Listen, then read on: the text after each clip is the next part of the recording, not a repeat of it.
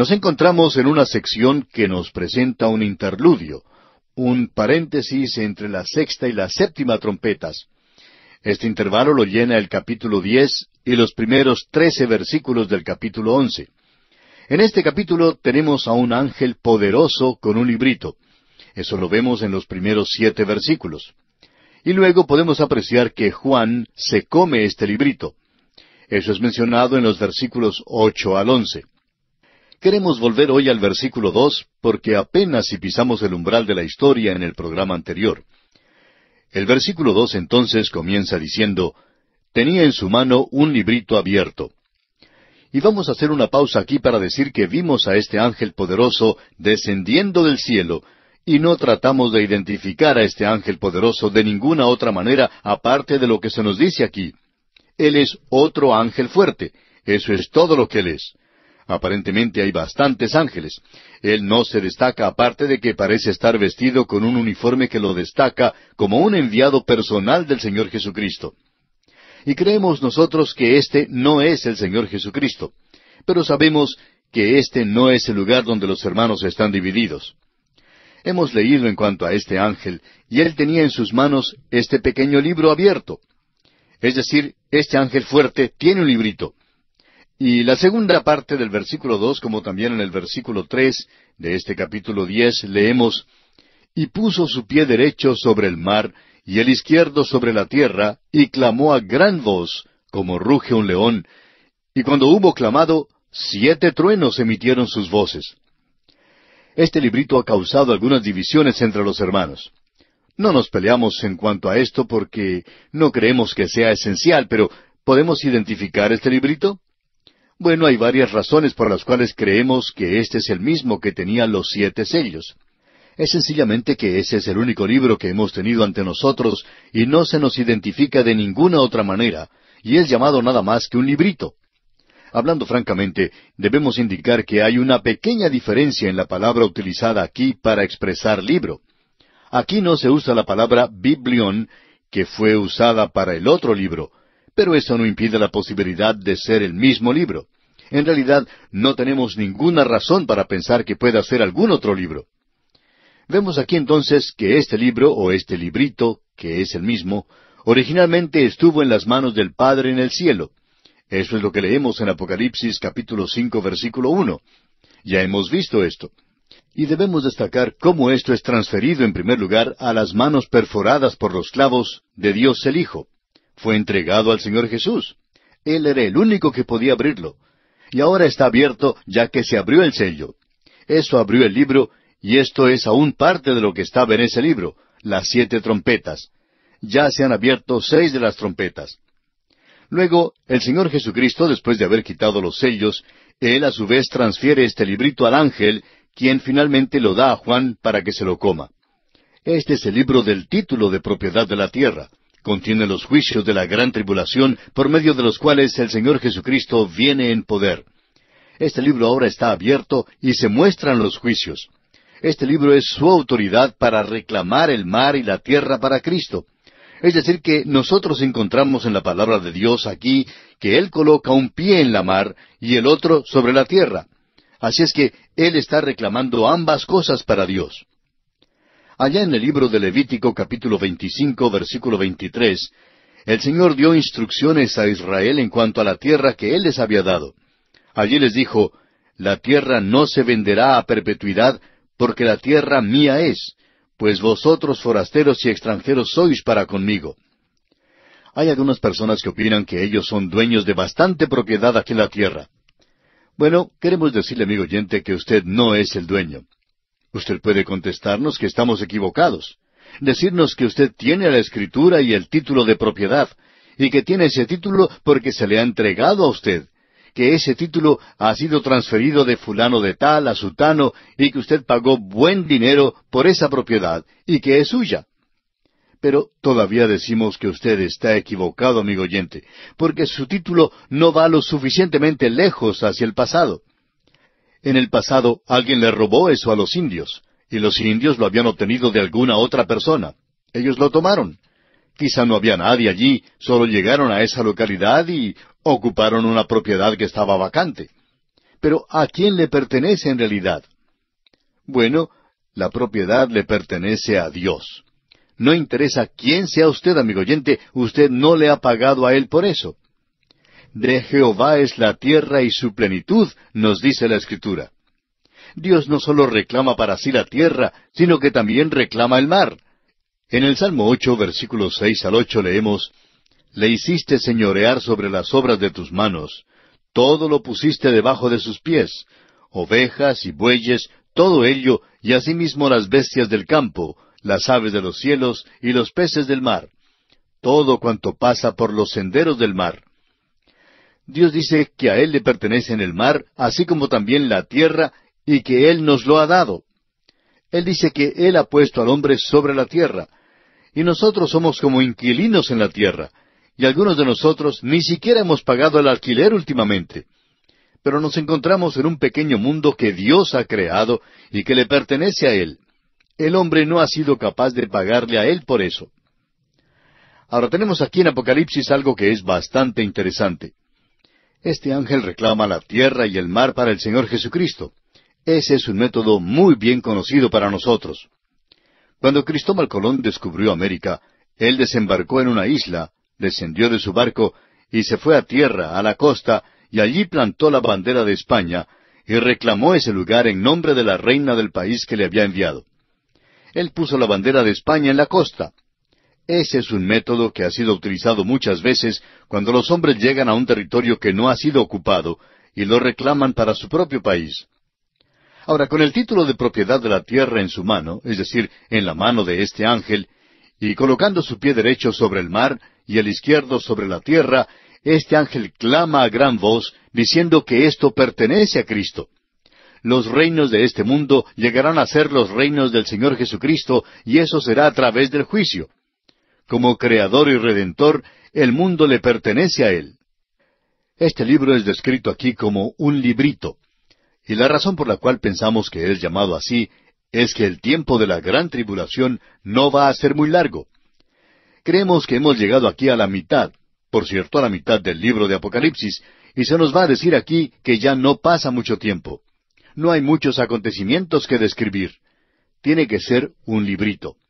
Por ejemplo, se nos dice allá en la epístola a los Romanos capítulo 9, versículo 28, porque el Señor ejecutará su sentencia sobre la tierra con justicia y con prontitud. El período de la gran tribulación es en realidad un tiempo corto. El Señor Jesucristo dijo que iba a ser breve. Daniel lo destacó como de 7 años. Eso no es mucho tiempo. Y los 7 truenos que notamos aquí creemos que es el amén de Dios a la acción del ángel. Allá en el Salmo 29, versículo 3 dice, Voz de Jehová sobre las aguas, truena el Dios de gloria, Jehová sobre las muchas aguas. Y en Job, capítulo 37, versículo 5 leemos, Truena Dios maravillosamente con su voz. Él hace grandes cosas que nosotros no entendemos. El Dr. Vincent hace una declaración que aclara mucho esto. Dice, los judíos estaban acostumbrados a hablar del trueno como de las 7 voces de Dios. Ahora, si usted examina el Salmo 29, recordará que cuando estuvimos estudiando los Salmos, señalamos cuántas veces era mencionada allí la voz de Jehová. Es un salmo breve, pero ocurre allí 7 veces. La voz de Jehová, las 7 voces de Dios. Ellos hablan del trueno como la voz de Dios. Así es que esto es algo que podía ser bien comprendido por Israel. Es una lástima que nosotros no dediquemos el tiempo suficiente para descubrir lo que esto quiere decir, en lugar de tratar de arreglarlo y darle una forma para que pueda entrar y calzar bien en algún sistema de profecía. Esto nos hace recordar de una señora que fue a una zapatería y dijo que quería comprar un par de zapatos y describió la clase de zapato que quería. Bueno, el dependiente le preguntó qué talla de zapato usaba ella. Y ella respondió, bueno, puedo calzarme un número 4, pero en realidad mi tamaño es el 5. Pero siendo que el número 6 me hace sentir muy cómoda, siempre compro el 6. Y amigo oyente, hay algunos que pueden acomodar esto para que entre en cualquier sistema. Pero permítanos que Juan diga lo que está diciendo. Estos 7 truenos son la voz de Dios. Creemos que es la voz del Señor Jesús que está en el cielo, confirmando lo que el ángel ha reclamado, porque Él va a llegar al poder en esta tierra. Ahora el versículo 4 de este capítulo 10 de Apocalipsis dice, Cuando los 7 truenos hubieron emitido sus voces, yo iba a escribir, pero oí una voz del cielo que me decía, Sella las cosas que los 7 truenos han dicho, y no las escribas. Debemos decir, por tanto, que estos 7 truenos se podían entender. Esta confirmación fue también una declaración. Juan era un escriba, y él estaba anotando las visiones que le estaban siendo dadas. Usted puede ver lo que dice Apocalipsis capítulo 1, versículo 11, y darse cuenta que así es como él lo hacía. Él estaba listo ahora a escribir lo que habían hablado estos 7 truenos. Él lo había escuchado. Eran palabras audibles, pero se le prohibió que lo escribiera. Ahora, este es el libro de Revelación. ¿Y hay algo sellado aquí? Este es el único lugar en el libro de Apocalipsis donde algo es sellado. No hay ninguna otra cosa sellada. Dios presenta esto claramente al final del libro, diciendo que Él ha dicho todo. Él no está manteniendo nada oculto del hombre. Pero parece que esto ocurre aquí. A Juan se le dijo en el capítulo 22, versículo 10, No selles las palabras de la profecía de este libro, porque el tiempo está cerca. Sin embargo, en este mensaje aquí en particular, a él no se le permite escribirlo. Eso es algo interesante. Ahora, si este ángel fuera Cristo, Juan probablemente se hubiera postrado ante él y le hubiera adorado.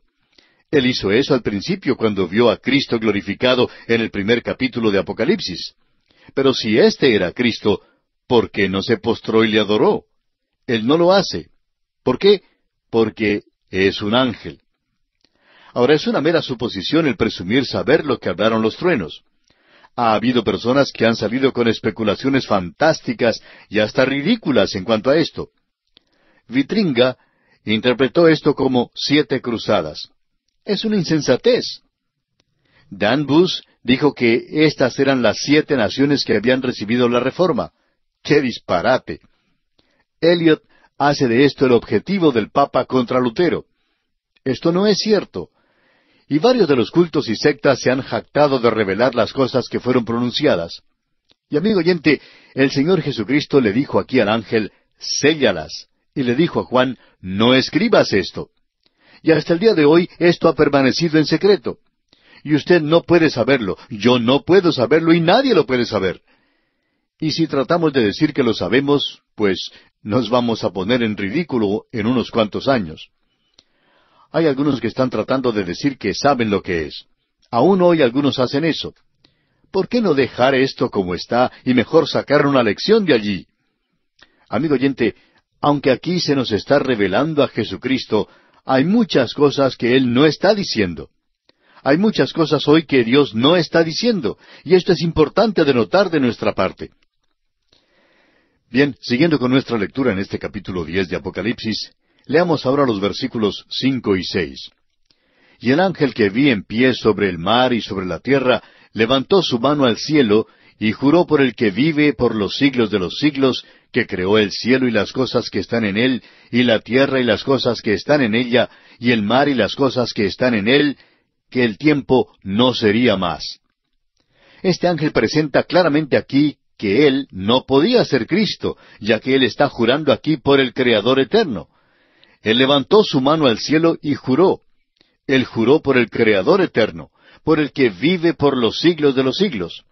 Ahora, si él fuera Cristo, él hubiera jurado por sí mismo, porque usted recuerda que el escritor de la epístola a los Hebreos dice en el capítulo 6, versículo 13, porque cuando Dios hizo la promesa a Abraham, no pudiendo jurar por otro mayor, juró por sí mismo. Él no podía jurar por ninguna otra cosa, porque no hay nadie que sea mayor que Dios. Ahora este ángel aquí juró por otro, no por sí mismo. ¿Por qué? Porque Él no es Dios. Él no es el Señor Jesucristo. Y el Señor Jesucristo es el Dios eterno. Allá en el Evangelio según San Juan, capítulo 1, los primeros 2 versículos leemos, En el principio era el Verbo, y el Verbo era con Dios, y el Verbo era Dios. Este era en el principio con Dios.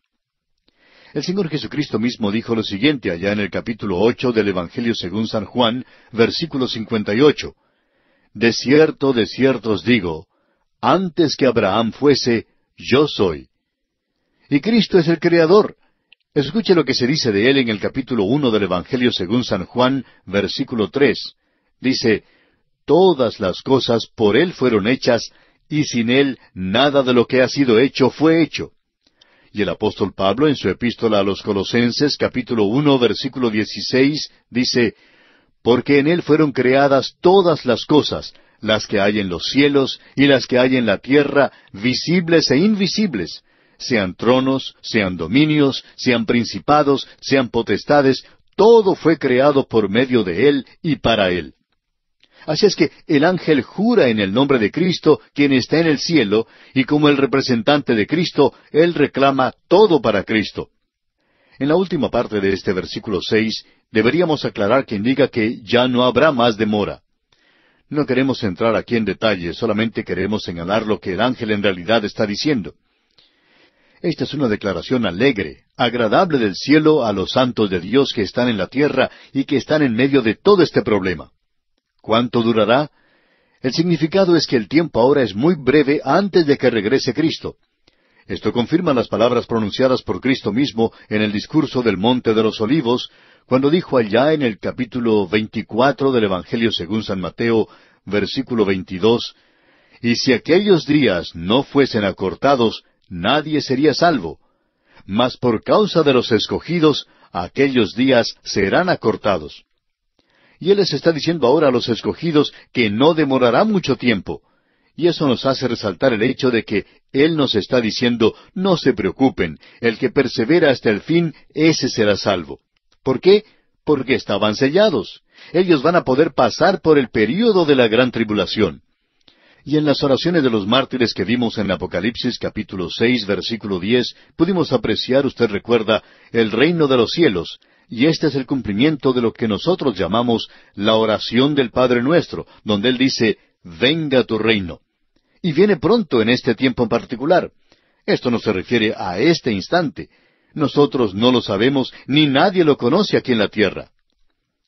Ahora el versículo 7 de este capítulo 10 de Apocalipsis dice, sino que en los días de la voz del séptimo ángel, cuando él comience a tocar la trompeta, el misterio de Dios se consumará como Él lo anunció a sus siervos los profetas.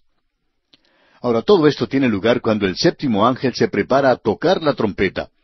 Y esto indicaría que la séptima trompeta presenta la conclusión de la gran tribulación. Es en este momento en que el misterio de Dios se aclara finalmente. Hay muchas facetas individuales de este misterio aquí. Hay muchas cosas que Dios no ha revelado. Hay el misterio en cuanto a la nación de Israel, en cuanto al juicio, al sufrimiento, a la injusticia, en cuanto al silencio de Dios y al reino que vendrá. El problema básico es este. ¿Por qué permite Dios que el mal exista y por qué lo ha tolerado por tanto tiempo? ¿Quiere saber algo, amigo oyente?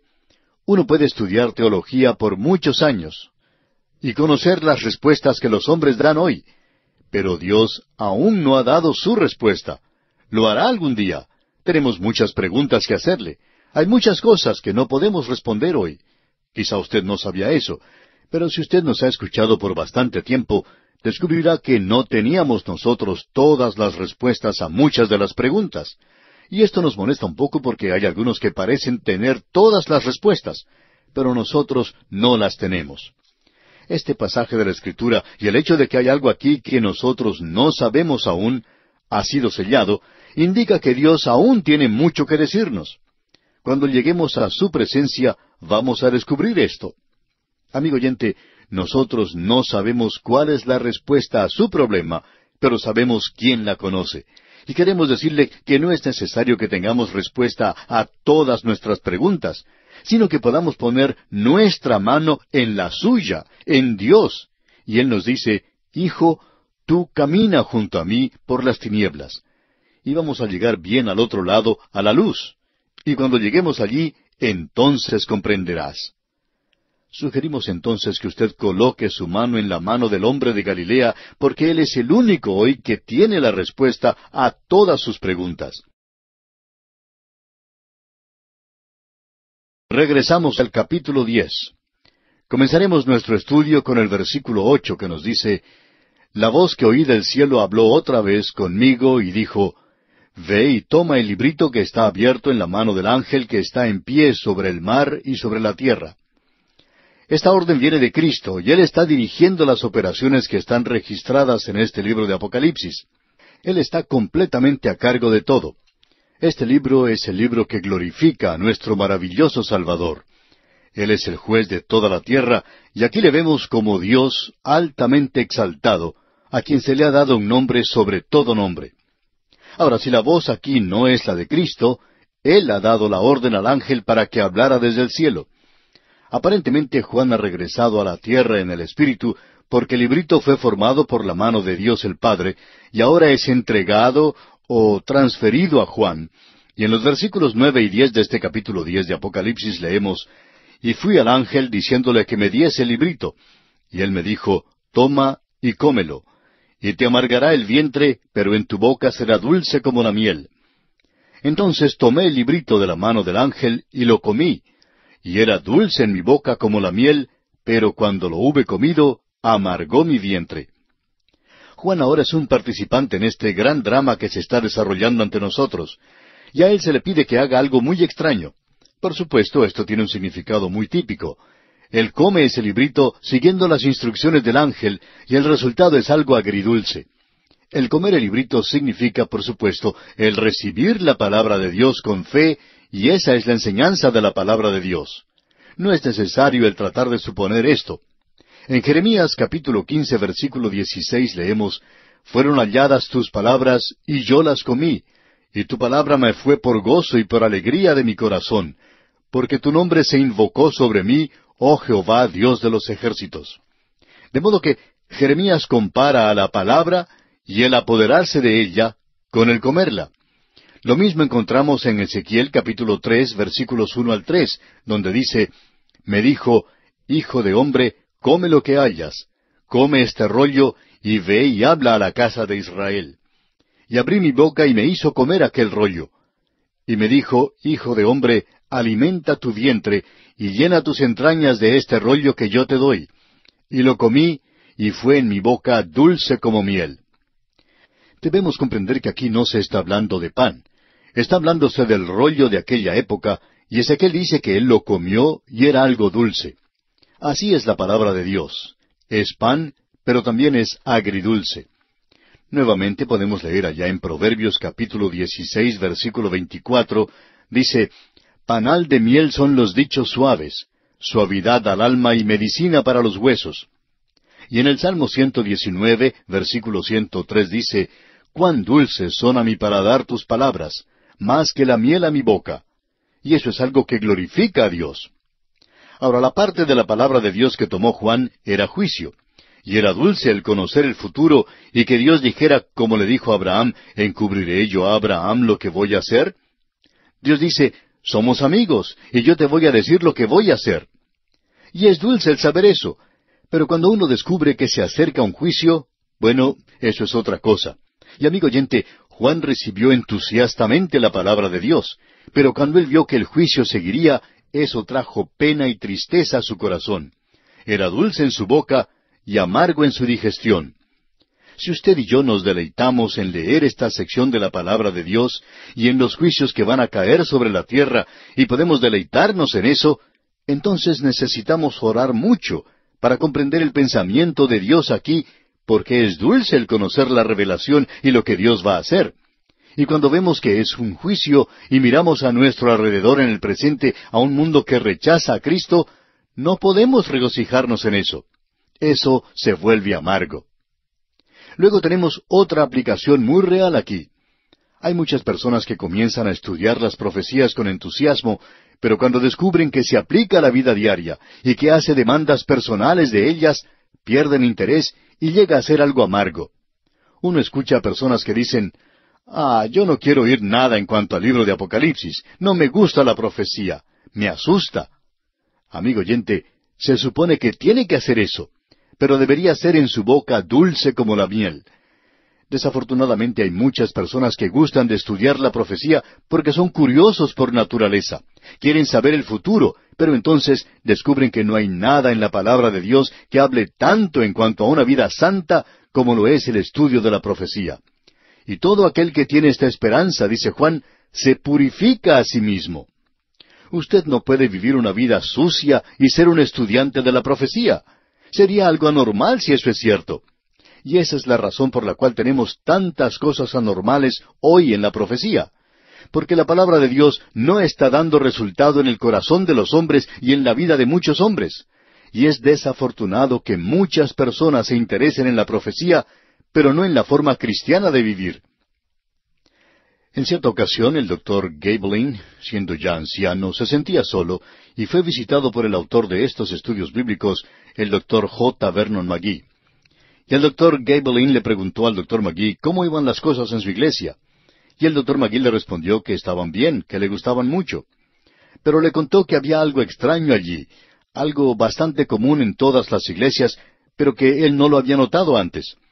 Él decía que uno podía enseñar el libro de Apocalipsis en la iglesia, y ésta se podía ver colmada, aunque fuera un miércoles por la noche. Pero que cuando se enseñaba algún estudio sobre la epístola a los romanos, por ejemplo, entonces estaba casi vacía. Y eso es cierto, amigo oyente. No hay muchas personas interesadas en eso. Y la respuesta que el doctor Gaebelein le dio al doctor McGee fue, hermano, usted va a descubrir que muchos de los santos están más interesados en el anticristo que en Cristo. Eso también lo he descubierto yo. Bien, continuemos con este capítulo 10 de Apocalipsis, y leamos ahora el versículo 11 que dice, y él me dijo, es necesario que profetices otra vez sobre muchos pueblos, naciones, lenguas y reyes. Podemos estar seguros de una cosa, y es que Juan estaba completamente integrado.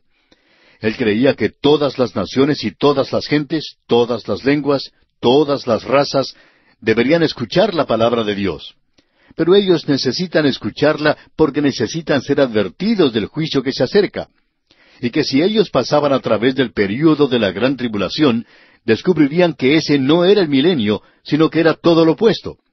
Entonces pensarían que ellos habían entrado al mismo infierno. Por lo tanto, esta parte hace entristecer a Juan.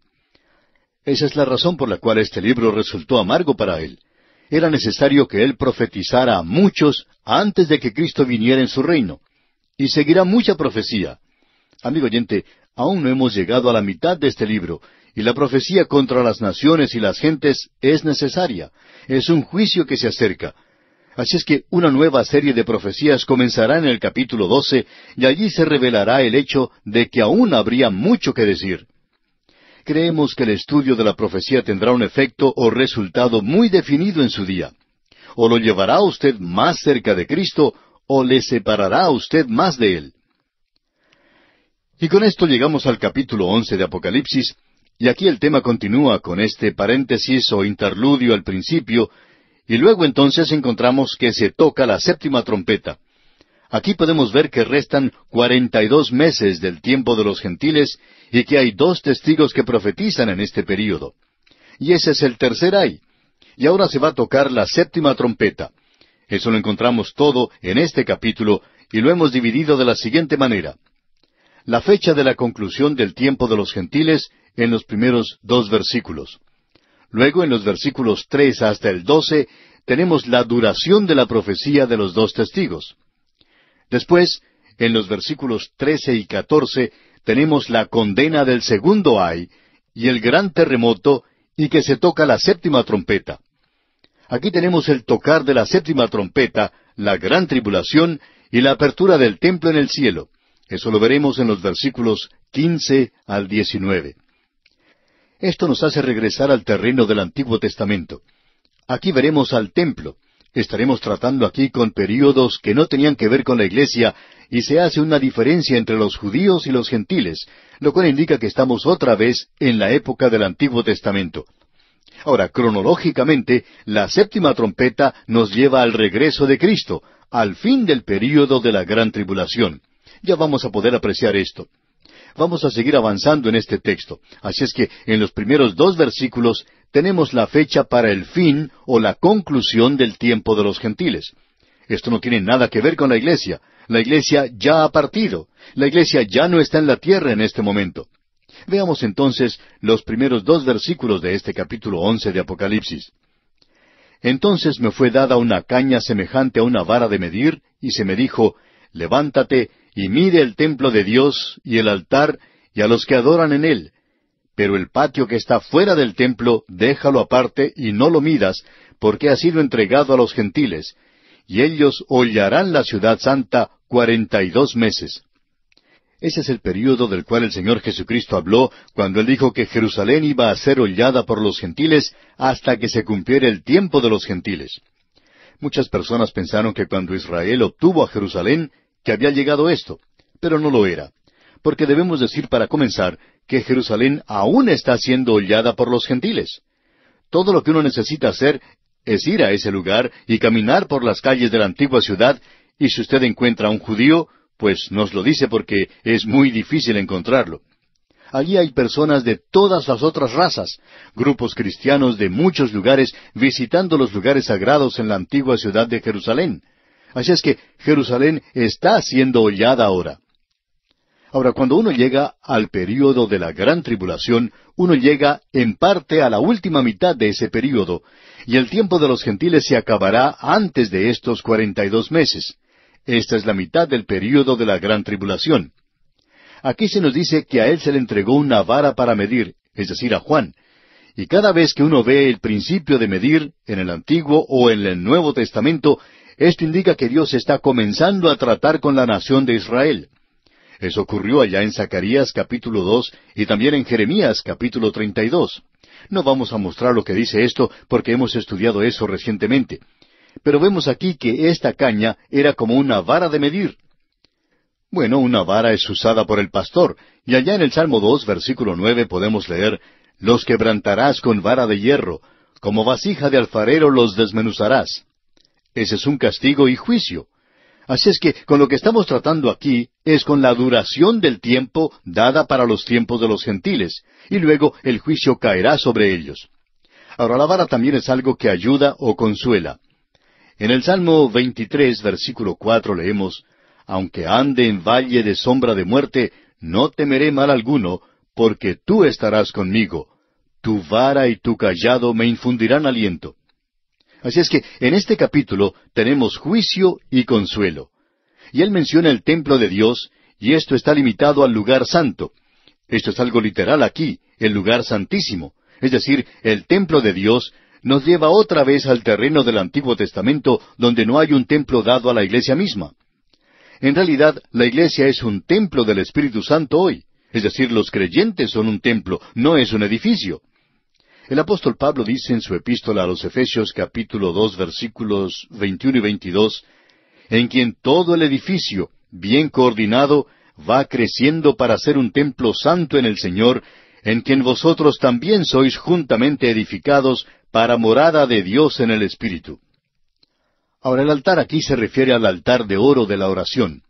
El altar del holocausto no estaba dentro del templo mismo, sino que estaba en el patio de afuera. Ahora, hasta los adoradores tienen que ser medidos. A él se le dijo que se levantara y que midiera el templo de Dios en el altar y a los que adoran en él. Ellos tienen que ser medidos. Dios cuenta a aquellos que le adoran. Y aquí dice, «Pero el patio que está afuera del templo, déjalo aparte». Esto incluye todo aquello que no pertenece al templo propio. El altar del holocausto estaría afuera y también el altar de bronce. Ya que el altar era un cuadro de la cruz de Cristo, nos parece a nosotros que el Evangelio de la cruz de Cristo aún está al alcance de toda la humanidad durante la intensidad de esta breve crisis. No debe ser medido porque aún está al alcance de todos. Es dado a las naciones, pero ha sido limitado a 42 meses del período de la gran tribulación. Hemos dicho que esto confirma las palabras del Señor Jesucristo. Bueno, 42 meses es el tiempo identificado con la última mitad del período de la gran tribulación. Esto se repite otra vez en el capítulo 13 de Apocalipsis, en el versículo 5, donde dice, «También se le dio boca que hablaba grandes cosas y blasfemias, y se le dio autoridad para actuar 42 meses». Esta es la última mitad del reino del Anticristo sobre esta tierra. Ahora, ese período de 3 años y medio es mencionado otra vez en Apocalipsis capítulo 12, versículo 14, donde dice, «Y se le dieron a la mujer las 2 alas de la gran águila, para que volase de delante de la serpiente al desierto, a su lugar, donde es sustentada por un tiempo y tiempos y la mitad de un tiempo, es decir, 2 años y medio de delante de la serpiente. Esto nos hace regresar al libro de Daniel. Daniel tenía mucho que decir en cuanto a este período. En el capítulo 7, versículo 25, Daniel dice, «Y hablará palabras contra el Altísimo, y a los santos del Altísimo quebrantará, y pensará en cambiar los tiempos y la ley, y serán entregados en su mano hasta tiempo, y tiempos, y medio tiempo». Esto es, 2 años y medio, porque Daniel vuelve a decir en el capítulo 12, versículo 11, «Y desde el tiempo que se ha quitado el continuo sacrificio hasta la abominación desoladora, habrá 1290 días». Esos son 2 años y medio. Así es que Daniel también hablaba de eso. Y otra vez, si quiere otra referencia, Daniel hablando del anticristo dice en el capítulo 9, versículo 27, «Y por otra semana confirmará el pacto con muchos. A la mitad de la semana hará cesar el sacrificio y la ofrenda.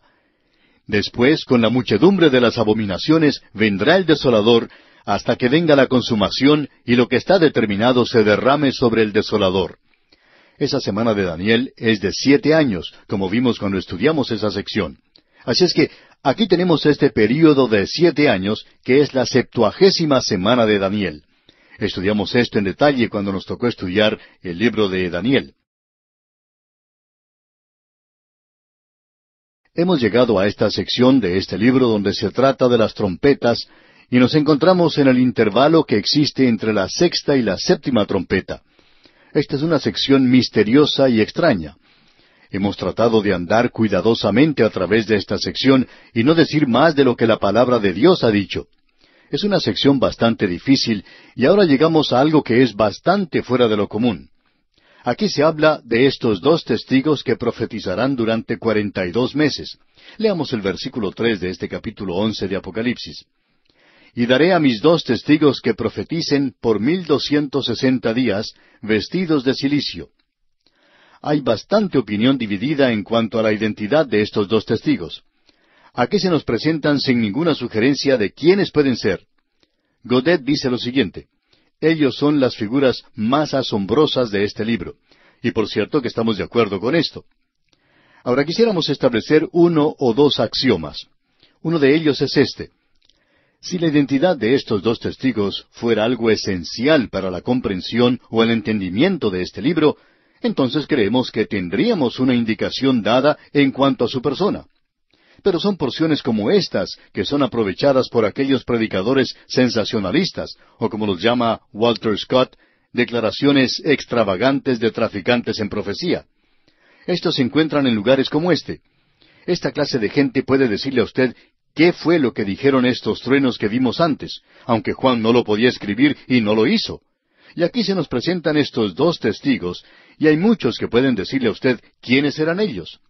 Sabemos que vamos a recibir muchas cartas pidiéndonos que consideremos más a fondo estos testigos, y eso ha llevado a mucha especulación.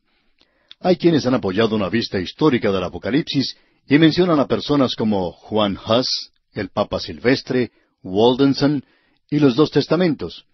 Como usted se puede dar cuenta, uno puede salir con cualquier cosa desde ese punto de vista. Hay otros, sin embargo, que mantienen un punto de vista futurista, y ese es el punto de vista que mantenemos nosotros, y sin embargo no están de acuerdo completamente en cuanto a quiénes son estos testigos. Sis y Govet dicen que eran Enoc y Elías. Y el Evangelio de Nicodemo dice lo siguiente: «Yo soy Enoc, quien agradó a Dios y fue arrebatado por él». Y este es Elías Tisbita. Nosotros viviremos hasta el fin de las edades, pero entonces vamos a ser enviados por Dios para resistir al anticristo y ser muertos por él, y a resucitar después de 3 días, y a ser llevados a las nubes para encontrarnos con el Señor. Bueno, esa es otra interpretación. Los comentaristas Dean Alford, Walter Scott y Donald Gray Barnhouse declaran que estos son Moisés y Elías. Y William Newell hace algo muy inteligente, por cierto: no trata de identificarlos. Hay otra posibilidad. Estos podrían ser 2 testigos desconocidos, es decir, que todavía no sabemos quiénes son. Son testigos humanos, eso parece cierto, pero no se nos da ninguna descripción en cuanto a esto. Según la ley, hacen falta 2 personas para ser testigos. En Deuteronomio capítulo 17, versículo 6 leemos, «Por dicho de 2 o 3 testigos, morirá el que hubiere de morir, no morirá por el dicho de un solo testigo». El Señor Jesucristo también dijo lo mismo en cuanto a la iglesia. Él declaró lo siguiente allá en el Evangelio según San Mateo, capítulo 18, versículo 16. «Mas si no te oyere, toma aún contigo a 1 o 2, para que en boca de 2 o 3 testigos conste toda palabra». Así es que la Escritura siempre ha requerido 2 testigos para dar testimonio de cualquier cosa antes de que pueda ser oída. Así es que podemos decir en definitiva que estos son seres humanos y que son 2. Esas son 2 cosas de las cuales estamos seguros. Ahora nos parece que es cosa segura el decir que Elías es uno de ellos, ya que su regreso fue profetizado. Allá en Malaquías capítulo 4, versículo 5 dice, «He aquí yo os envío el profeta Elías antes que venga el día de Jehová grande y terrible». Luego el Señor Jesucristo dijo allá en el capítulo 17 del Evangelio según San Mateo, versículo 11, respondiendo Jesús les dijo, «A la verdad, Elías viene primero y restaurará todas las cosas». De modo que parece ser que Elías es uno de ellos. Eso lo podríamos decir con cierto grado de seguridad.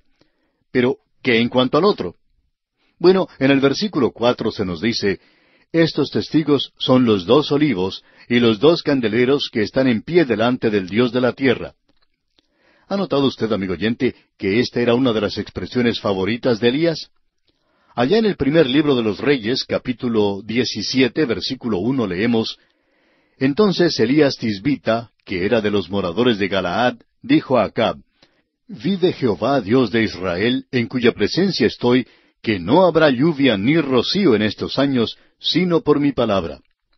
Estos son 2 candeleros, son luces en el mundo. Y la presencia de Elías en el monte de la Transfiguración sugiere más aún esto. Pero para esto haría falta que el segundo testigo fuera Moisés, lo que es mucho más difícil de mantener. Después de todo, el monte de la Transfiguración no es el único punto de similitud. Quisiéramos hacer una sugerencia y eso es todo lo que es, una sugerencia nada más.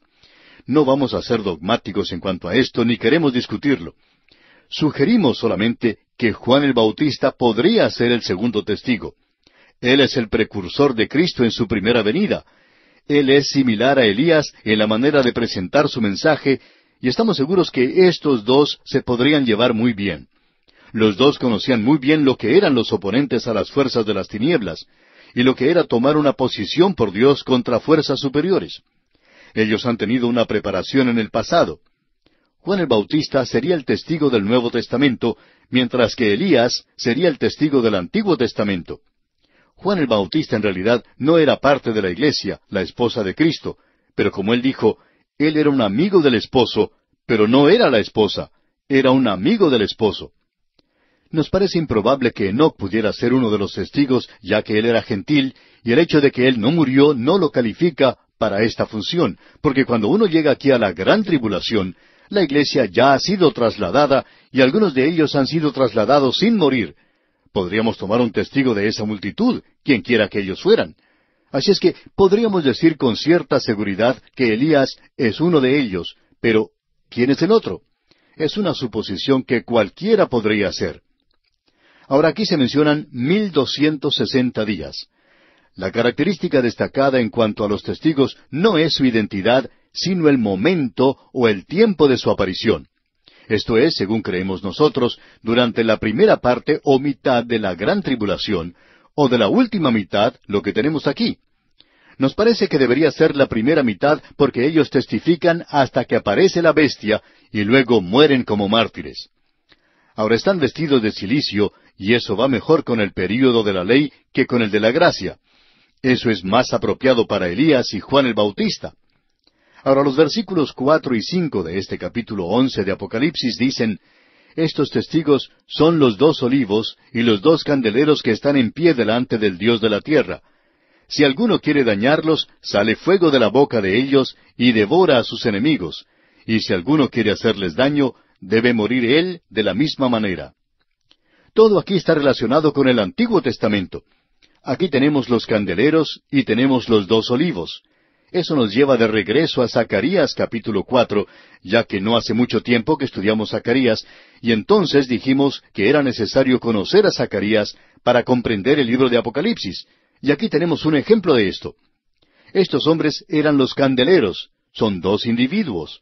Allá en Zacarías capítulo 4 se habló de Josué y de Zorobabel. A ellos el Espíritu Santo les permitió mantenerse firmes contra dificultades insuperables. La explicación la encontramos en las palabras del versículo 6 del capítulo 4 de Zacarías, que nos dicen: Entonces respondió y me habló diciendo, Esta es palabra de Jehová a Zorobabel, que dice, No con ejército ni con fuerza, sino con mi espíritu, ha dicho Jehová de los ejércitos. Eso podríamos traducirlo como, no con músculo ni con cerebro, sino con mi ejército, ha dicho Jehová de los ejércitos. Podemos apreciar que el Espíritu Santo estará presente, y Él estará presente en el período de la gran tribulación. Ahora, estos dos testigos son una luz ante los poderes de las tinieblas. A estos hombres se les ha dado poderes milagrosos para hacer caer fuego del cielo. Están llenos del Espíritu Santo, y aquí también tenemos otra sugerencia a favor de Elías. Y Juan también hizo una declaración en cuanto a uno bautizando con fuego. Ahora, estos dos testigos son inmortales y son inmunes a todos los ataques hasta cuando su misión haya concluido. Amigo oyente, esto ha sido un mensaje para nosotros. Esto nos habla directamente a nosotros y nos toca donde vivimos. Da mucho ánimo el saber que los hombres de Dios son inmortales hasta cuando Él haya terminado su tarea con ellos. Estos hombres que se mencionan como testigos aquí son inmortales. Y así son los hombres de Dios hasta cuando Dios dé punto final a su actuación. Este es un pensamiento que nos da mucho consuelo hoy, y cuando Él haya acabado con ellos, entonces les sacará de la tierra. Ahora el versículo 6 de este capítulo 11 de Apocalipsis dice, Estos tienen poder para cerrar el cielo, a fin de que no llueva en los días de su profecía. Y tienen poder sobre las aguas para convertirlas en sangre, y para herir la tierra con toda plaga, cuantas veces quieran. Esto que se menciona aquí es lo que ha causado que ciertos hombres destacados elijan a Elías, porque él fue quien detuvo la lluvia. Y también a Moisés, porque él fue quien trajo las plagas a Egipto. Bueno, hay buen campo, pero cualquier cosa que se diga en cuanto a estos dos testigos es pura especulación. El caso es que a estos testigos se les dio autoridad sin límite. Ellos controlaban la lluvia sobre la tierra. Podían cambiar el agua en sangre. Por cierto que eso nos recuerda a Elías y a Moisés. Ellos también pueden herir. Ellos tienen el mismo poder que Cristo tendrá cuando Él regrese. Y eso lo veremos en el capítulo 19 de Apocalipsis, versículo 15. Cada plaga aquí sugiere las plagas que Moisés impuso sobre Egipto, pero las plagas aquí son en mayor cantidad, y también cuantas veces quieran. Eso revela la confianza que Dios ha colocado en estos siervos fieles suyos. Amigo oyente, Dios no puede confiarnos a usted o a mí con poder. Tampoco puede confiarnos dinero a algunos de nosotros. Ese es el caso conmigo. Y no nos ha confiado poder. Esa es la razón por la cual muchos hombres son sacados de sus cargos. Dios les quita de allí después de un período de tiempo, y el tiempo siempre está de su lado. ¿Por qué? Porque no puede confiar poder a los hombres, y es bueno que muchos de nosotros no lo tengamos. Continuando ahora con nuestra lectura, leemos en el versículo 7, Cuando hayan acabado su testimonio, la bestia que sube del abismo hará guerra contra ellos, y los vencerá y los matará.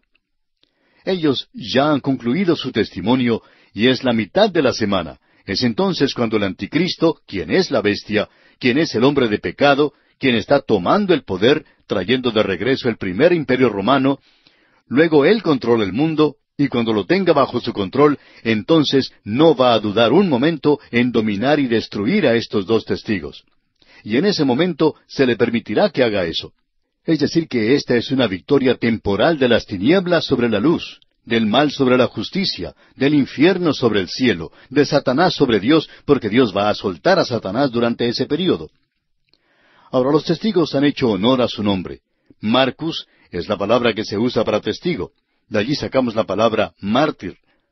Ahora, el versículo 8 de este capítulo 11 de Apocalipsis dice, Y sus cadáveres estarán en la plaza de la grande ciudad, que en sentido espiritual se llama Sodoma y Egipto, donde también nuestro Señor fue crucificado.